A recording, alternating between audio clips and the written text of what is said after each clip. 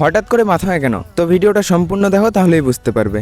একটা দাদা এসে বললো চল মাথামা যাই, তো আমিও ফিরেছিলাম, তো মাথামার দিকে বেরিয়ে পড়লাম।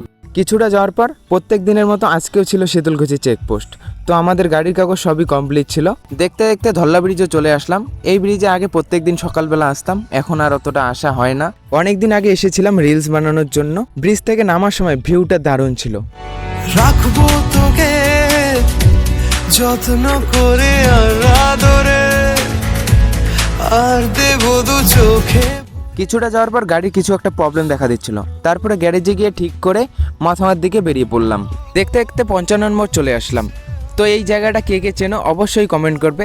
আর অনেকেই হয়তো সীতাই মোড় নামেও চেনো। আর আমি মাথামা কেনই বা আসলাম, আজকে ছিল একটা দিদির বিয়ে, দিদিকে সাজাবে, তার জন্য ফুল নিতে। কি কি ফুল নিলাম? গাঁদা ফুল, কয়েকটা রজনীর চেন, জুঁই ফুলের গাজরা, বিয়ের মালা, আর কয়েকটা বড় দেখে গোলাপ। আর এগুলো নেওয়ার পর কিছু দূর এগিয়ে গাছতলায় দম নিলাম। আজকে খুবই গরম ছিল। আর আসার পথে কয়েকটা ভিডিও করে নিলাম। আর এই জায়গাটা কে কে চেনো অবশ্যই কমেন্ট করবে। তো দেখতে দেখতে বিয়ে বাড়িও চলে আসলাম, আর এখনো সাজানো কমপ্লিট হয়নি। এখানে আমার ছোটবেলার বন্ধু আর একটা ভাস্তি মোবাইল দেখতেছিল, তো আমি এসে ডিস্টার্ব করে দিলাম। তো আমার সাথে সাথে বন্ধুটাও দুটো আঙুল তুলে দিল। তো এটাকে কি বলে জানি না। ভাস্তিকেও বলছিলাম, ভাস্তি পাচ্ছিল না। তারপরে বললাম টাটা করে দিতে, টাটা করে দিল। তারপর বাড়ির ভিতরে গিয়ে দেখি সাজানো কমপ্লিট হয়ে গেছে। তো এটুকুই ছিল আমার ব্লগ। জানি না কেমন হয়েছে, চলো টাটা।